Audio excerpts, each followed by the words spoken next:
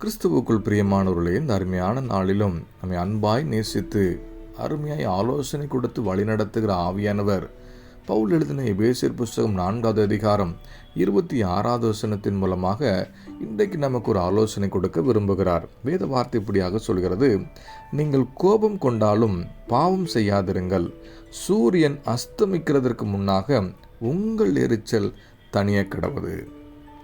வாழ்க்கையில் காணப்படுகிற கோபத்தின் விளைவாக செய்கிற பாவமும் மற்றொரு மேல் வைத்திருக்கிற எரிச்சலினால தேவன் நமக்கென்று முன்குறித்திருக்கிற பூமிக்குரிய ஆவிக்குரிய ஆசீர்வாதங்கள் நாம் இழந்து போவோம் என்பதை இந்த வேத வார்த்தை சுட்டி காண்பிக்கிறது. பிரியமானவர்களே, வேதாகமத்தில் சிம்சனுடைய வாழ்க்கை குறித்து நம்ம ஆராய்ந்து பார்ப்போம். ஏன்னா பெலிஸ்தரின் மேல் வைத்த கோபத்தின் விளைவாக அவன் செய்த பாவத்தினால அவன் மேல் வைத்திருந்த தேவ திட்டமும் தேவ தரிசனத்தையும் நிறைவேற்றுவதற்கு அவனே தடையாக மாறினதை வேதம் சுட்டி காண்பிக்கிறது.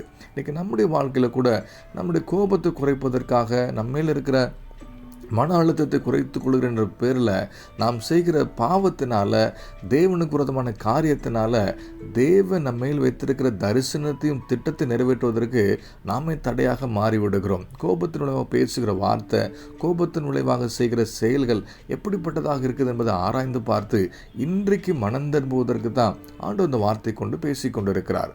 அநேக குடும்பத்தில் சமாதானத்தை கெடுத்து இன்னைக்கு தேவன் வைத்திருக்கிற ஆசீர்வாதம் இழந்து போவதற்கான காரணம் கோபத்தின் விளைவாக உண்டான பாவம். நீங்கள் செய்கிற நானும் செய்கிறேன்னு சொல்லி போட்டு செய்கிற காரியத்தினால இன்னைக்கு அநேகருடைய வாழ்க்கையில் சமாதானத்திலிருந்து தவிக்கிறத நம் கண்கூடாக பார்த்து கொண்டிருக்கிறோம்.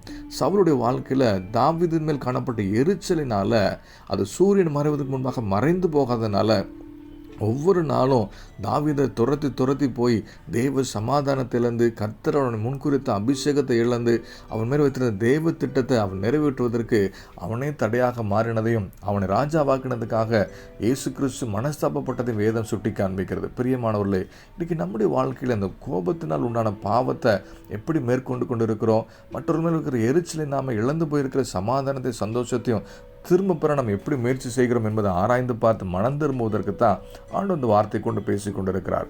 கோபம் கொண்டாலும் பாவம் செய்யாதபடிக்கு நம்முடைய எரிச்சல் சூரியன் மறைவதற்கு முன்பாக தனிந்து போகத்தக்கதாக தேவ அன்பினாலும் தேவ பிரசன்னத்தினால் நிரம்பப்பட்டவர்கள் மாறும் பொழுது தேவன் நம்மையே ஆசீர்வதிக்க முடியும்.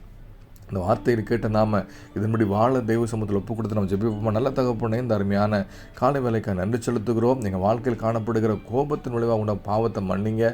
எங்கள் வாழ்க்கையில் எரிச்சல் இல்லாதபடிக்கு தெய்வ சமாதானத்தை நிரப்புங்க. தெய்வ திட்டத்தையும் தெய்வ ஆசீர்வாத சுதந்திரத்துக்குள்ள கருத்தில் மாற்றும்படியாக உங்கள் கரத்தில் ஒப்பு கொடுத்து ஜெபிக்கிறோம். எங்கள் ஜீவன நல்ல பிதாவே, ஆமேன்.